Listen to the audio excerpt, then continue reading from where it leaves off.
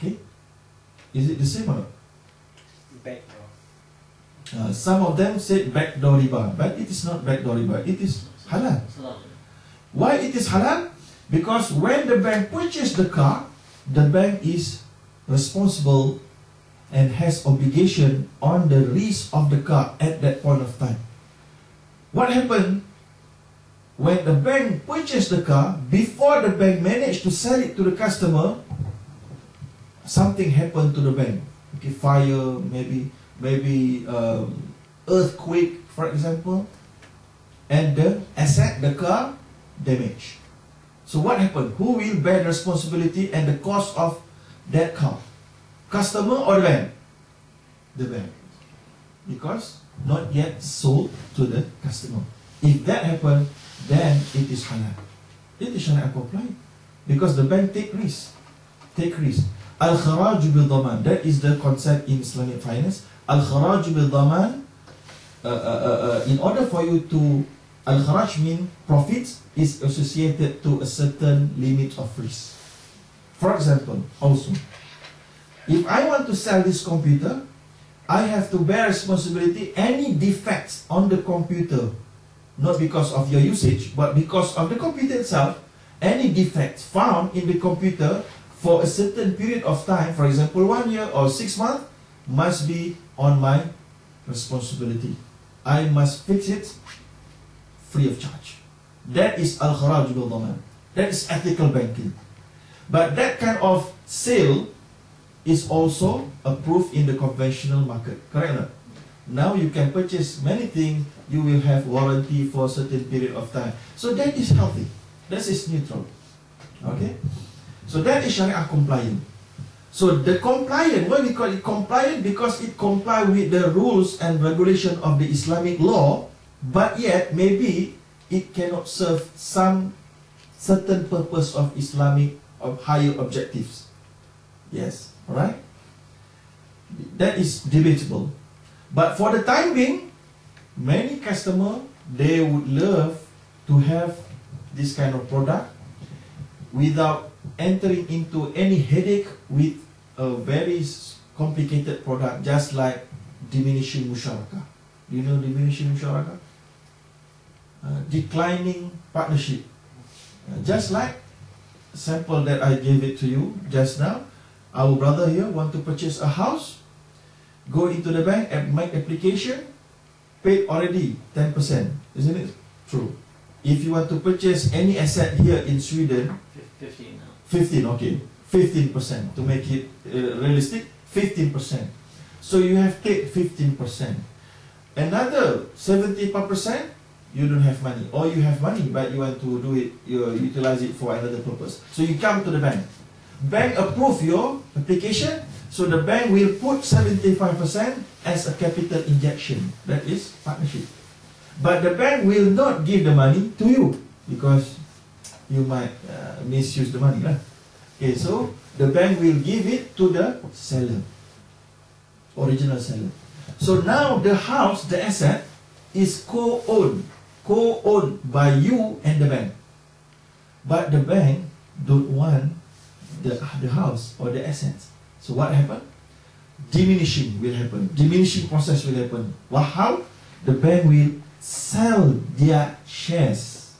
The bank shares in the asset is 75%, you 25%. So the bank will sell every month 1% with a certain price. Okay, that is declining. Declining. That is how diminishing musyarakah is executed. Okay, that kind of product is quite headache for some customer, even in Malaysia, Muslim customer, because I cannot understand. It's very difficult. Cannot give loan. Yeah, cannot, because Islamic finance, Islamic bank cannot give you loan, because if Islamic bank give out loan, the Islamic bank cannot get any profit at all. You must give 100,000, get back 100,000. Even though there are inflation rates there, even though you must the repayment amount must be equal to the loan amount. So that cannot be happen in Islamic bank, because Islamic bank is a It's a corporate company, you know. It is not a charity body. Charity body, yes, you can. Or your father, or your mother, or your sister, your brother, you can. But it is not your brother. It's corporate company. Okay? So that is the challenge. The challenge is the customer, very difficult to find it understandable. And also the legal people, the lawyers. In Malaysia, we have difficulties. The lawyer cannot draft the document properly. And also we have another difficulty. If they manage to draft the document properly, the draft might not be recognized in the court of law. So you see the difficulties? But one thing is that instead of buying the house together, the client should buy it directly, but the bank have a guarantee. So if the client cannot pay the mortgage, then the bank can sell the house. Like in Sweden, it's like that. I mean, we say normal banks. The bank borrow you the money, but they give the money to the seller of the house, but the bank have guarantee. The house is guaranteed for the bank's loans. And there's a system who can guarantee the register of guarantees in this building. So if the person cannot pay the mortgage, the bank can sell it legally, the house, and get it, maybe his money, all of his money back, or most of it. Okay, okay. Our brother here proposed, say, when you want to purchase a house, you pay 50%, and the bank will give you loan 75%, and then the house will be made as collateral. Collateral, correct? Yeah. Collateral. Collateral meaning collateral? Collateral. Understood, eh? Collateral. If you cannot pay, the bank will take the house and sell it to the people an auction, and then the bank will take back their money. It's not that easy. But let's say to mark up, like you said from the beginning, if you buy the bank, buy the house for 1 million. Okay, okay. Then you will put it, I mean, say 1.1 million. To the auction. No, if you buy the house from the seller for 1 million, Okay. then you mark up, say, 200,000, 1.2 million. And then the client owes the bank 1.2 million, but the bank's guarantee is the house. Okay, So okay. if the person cannot pay the amount, there's no interest on that. The bank have guarantee No, to sell the... Sorry, if I may, that does exist in Islam as well. It's called ijara. Is the leasing of the house. No. Actually, similar concept. Ijara, there is ijara, but I think the explanation given by our brother here is BBA. Right. But Bithamanin Ajil exists in Malaysia, but not yet approved and very contentious in the Middle East. What happened is that, okay, I just give it a little bit review. Okay, you purchase a house 15%. You have paid already. And then you will sell the asset to the bank. That is what happened in BBA. You will sell the house. You already paid 15%. Then you sell the house to the bank. Okay, how much money you want? For example, 500,000. That is the loan. If in convention, that is the loan. So you will sell to the bank 500,000. The bank will pay by cash, but not to you. Yes, to you, but directly to the seller. What happened is that after that, maybe a while, maybe after 20 minutes or after 1 hour, the bank will sell back the house to you. Okay, sell back the house with 700,000. Okay, you see? But you will pay on deferred payment. So the 200,000 will be deemed as the bank's profit. So that is BBA. That is not accepted by certain sect of scholars, but certain scholars say it is acceptable. But if you ask me, in terms of evidence and proof, it is not quite acceptable. Right? But we respect the scholar who say yes, no problem, because maybe they have some other grounds and some other impediments. For example, tax impediments and legal impediments and so on and so forth. So that's why they go into that kind of product.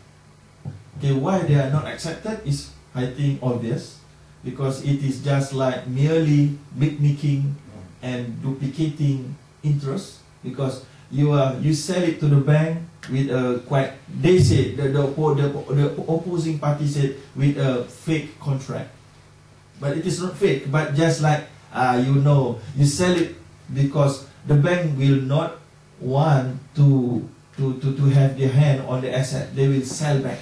But what I'm thinking is that it's like the car. You are buying, the bank buys the property first. Okay. From the third part. Ah, this is just different. the same day or later on, you sell it to the client. Okay. And you mark up like that, I mean, Yes, and you yes. have the house as a guarantee. The difference here, Yeah. the scholars say, the difference here, if you purchase directly from the third party, Yeah. it's different. Yeah, okay. From third party, that's what I mean. Ah, You buy if, directly okay, from that the is, third party. we call third party murabaha. Yeah. That is accepted. Yeah. But it's very difficult. Why? Because you already paid 15% for the house. No, but what I'm thinking that not like that. I'm coming to you. You are the bank saying that I will buy that house Okay. for 1 million. I will pay 10% of it, like 100,000. Yes, I know. I need to borrow the remaining. So you, the bank, go to that person, Purchase 100%. purchase that house 100%. 100%, and then you just loan me 90%, Okay. and then you mark up. I mean, you Yes. just buy the house first for 1 million, and then you add it Alright. to 200,000 I for understand. your I profit, understand. I and understand. then sell it to me. Yes, I Like in understand. Sweden, that's the problem, because you have to register the house on the bank first, and you have to pay some certain charges. And then when you move it to the client, there will be another charge. Correct. For example, that's a problem Yes. in here. Yes, correct. Not here only. Every country, I think. Yeah. So in theory, it's beautiful. So you, the bank, before you purchase the house, you only interest. Okay, I have the interest on that house. Yeah. So I've paid booking. What? Yeah. Bookings. Booking 1,000 only. Okay, not down payment. Bookings. So the house is yours, not yours, but other client cannot purchase it. So you go to the bank, ask for financing. The bank will purchase the house 100%. That is in theory accepted, but in practical difficult. Some country, the developer do not want to deal with the bank. For example, in Malaysia, developer do not want to deal with the bank. Oh no, not the bank. Very headache deal with the bank, and also it's very difficult for the developer. If there's something happen to the house, it's very difficult to fight a bank. Very easy to fight an individual. That is the difficulties, you know.